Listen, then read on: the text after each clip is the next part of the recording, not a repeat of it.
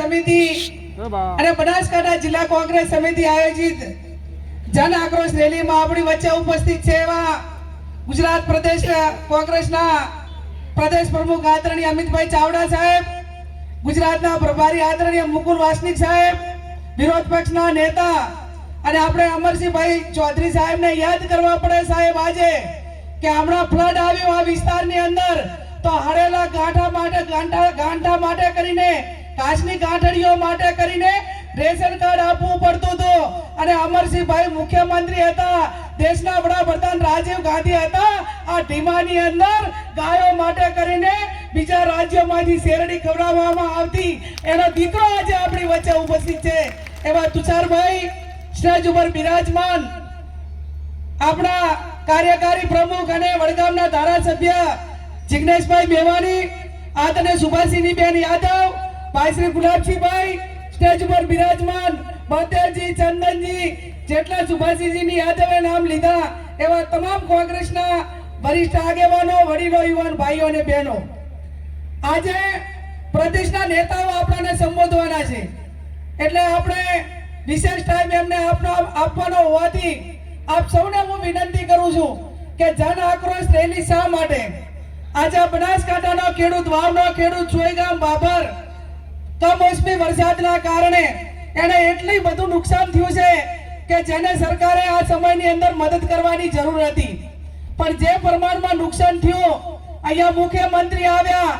Media વાળાને બધાને સાથે લઈને આવ્યા, મંત્રીઓ આવ્યા અને એવડી મોટી જાહેરાતો કરી કે અમને પોતાને પણ એમ હતું કે આ કપરા સમયની અંદર સરકાર કંઈક સારી મદદ કરશે, પણ આજ સુધી આ દિવાળી તો ગઈ પણ હજુ આ શિયાળાની સીઝન આવી તો આજ સુધી પણ આ ખેડૂતોને કોઈ વળતર મળ્યું નથી. એટલા માટે કરીને આ કોંગ્રેસના આગેવાનોએ અમારે સરકારના કાન, એના બેરા કાન, એની જે અવાજ એ આ કાન બેરી સરકારને એનો અવાજ, આ લોકોનો અવાજ, ખેડૂતોનો અવાજ સરકાર સુધી પહોંચે એના માટે કરીને આ જન આક્રોશ રેલીનું આયોજન કર્યું છે. અહીંયા ખેડૂતો એક બાજુ કુદરતી આફતોથી ઘેરાયેલો છે અને બીજું ભારતીય જનતા પાર્ટીના નેતાઓ હોય, એમના માણસો હોય તો એમને કમલમમાં બોલાવીને કોઈ પણ કોન્ટ્રાક્ટર જોતા હોય તો રાતોરાત મળી જાય, પણ મારો બનાસકાંઠાનો ખેડૂત આજે સીઝનમાં ખાતર માટે કરીને લાંબી લાઈનો લગાવે તો આજે મારા ખેડૂતને ખાતર મળતું નથી. એ આ પરિસ્થિતિ આજે આ બનાસકાંઠાના ખેડૂતોની છે. કોંગ્રેસની સરકાર હતી તો ખાતર આપવા માટે કરીને નેનોની થેલીઓ ભેગી નતા આપતા, ખેડૂતોને જેટલું જોતું હોય એટલું એરિયા ખાતર ને ડીએપી ખાતર એ સમય મર્યાદાની અંદર આપતા હતા. આજે વીસી ના જે યુવાનો એને ફોર્મ ભરવા માટે એના ઉપર દબાણ કરવામાં આવે, એને વધારાનું કામ કરવામાં આવે પણ એને ના વળતર આપે કે ના એમને કોઈ કાયમી કરે. આજે હજારો યુવાનો કરાર આધારિત નોકરી કરે છે, જેમની નોકરી માટેની કોઈ સલામતી નથી અને એમને ગમે ટાઈમે છૂટા કરી દે. આ પરિસ્થિતિ ગુજરાતની છે ત્યારે કરાર આધારિત યુવાનોને કાયમી કરવામાં આવે એટલા માટે આ જન આક્રોશ રેલીનું આયોજન કરવામાં આવ્યું છે. આવા અનેક મુદ્દાઓ જ્યારે આપણી સામે છે, માપણી જમીનની માપણી સીટ હોય, ભારત સરકારનો કે આપણો ગુજરાત સરકાર જે પ્લોટ આપે છે ગરીબોને, આજે તમે જુઓ કે આ ખળા પવાડાનો સાહેબ એટલો પ્રશ્ન છે કે વસ્તીના ધોરણે ગામમાં જગ્યા રહેવા માટે નથી, ક્યાંક ખળા પવાડામાં રહેતા હશે અને વારંવાર એના વાયદા આપ્યા કે ભાઈ અમને એક વખત તમે વોટ આપો તો અમે તમને તમારે જેટલો ખળવાડ છે એટલું રેગ્યુલર કરી આપશું. ડ્રોન થી સર્વે કર્યા, અનેક વખત ચૂંટણીમાં વાયદા આપ્યા પણ આજ સુધી ખળા પવાડા એક પણ રેગ્યુલર કર્યા નથી અને કાયમી ચૂંટણીઓ પંચાયતી રાજમાં આવતી જતી હોય, કોઈ સરપંચ ચૂંટણી હારે તો એને સસ્પેન્ડ કરાવવા કે બીજાને કોઈને હેરાન કરવા માટે કરીને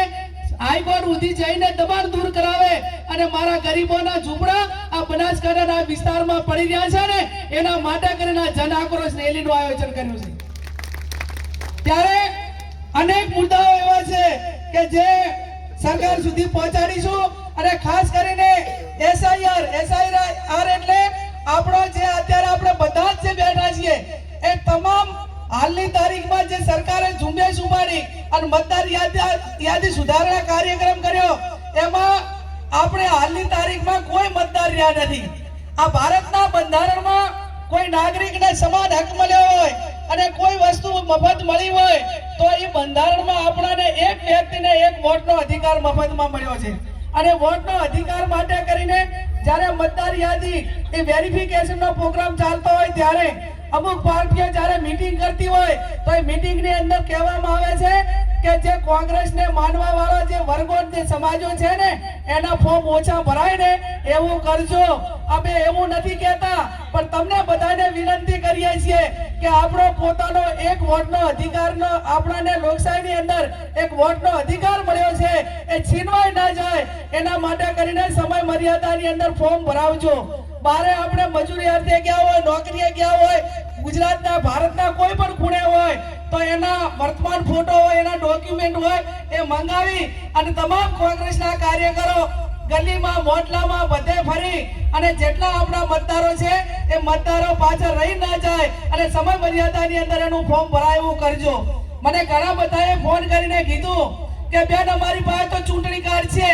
અને મતદાર યાદીમાં નામ હોય તો તમારું ચૂંટણી કાર્ડમાં નામ આવ્યું હોય પણ એ હવે બધું જૂનું થઈ ગયું. આ બધું નવા કરવાનું છે, નવું કરવાનું છે ત્યારે આપણા મતદાર યાદીમાં પૂરેપૂરા નામ આવે અને કોઈ આપણા નામ કાઢી ના નાખે એની પણ આપ સૌ ખબર રાખજો. આવનાર સમયમાં જિલ્લા પંચાયતની ચૂંટણી હોય, તાલુકાની ચૂંટણી હોય એ ગભે ગભો આપણે એકબીજા સાથ સહકાર આપીને લડીશું. અને ખાસ કરીને તો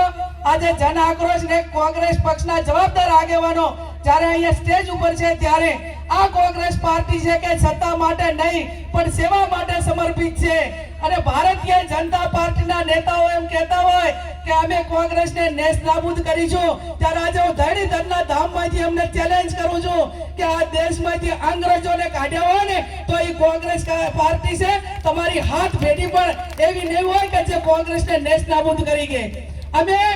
કોંગ્રેસના અને દેશના ભારતના બંધારણે એક જવાબદાર આગેવાન છીએ, એક કાર્યકર છીએ. અમે એવી કોઈ ભાષા નહીં વાપરીએ કે અમે ફકીરનાથ દેશમાં અમે જોડો લઈને જતા રહીશું. અમે હાર હોય કે જીત હોય પણ જ્યાં પણ લોકોને જરૂર પડશે, આ દેશના લોકોને જરૂર પડશે, બનાસકાંઠાના ખેડૂતોને જરૂર પડશે, સત્તા હોય કે ના હોય, જ્યાં પણ વહીવટી તંત્ર સામે લડવું પડે ત્યાં તાકાતથી લડીશું. અને અમારા કોંગ્રેસના કાર્યકરને કોઈ પણ વહીવટી તંત્ર હોય એને કોઈ દબાવવાની કોશિશ કરીને તો આ મંચ અને બધું જ એકો એક અમારા કાર્યકરના પ્રોટેક્શનમાં તૈયાર છે. અને જે પણ સત્તામાં બેઠા લોકો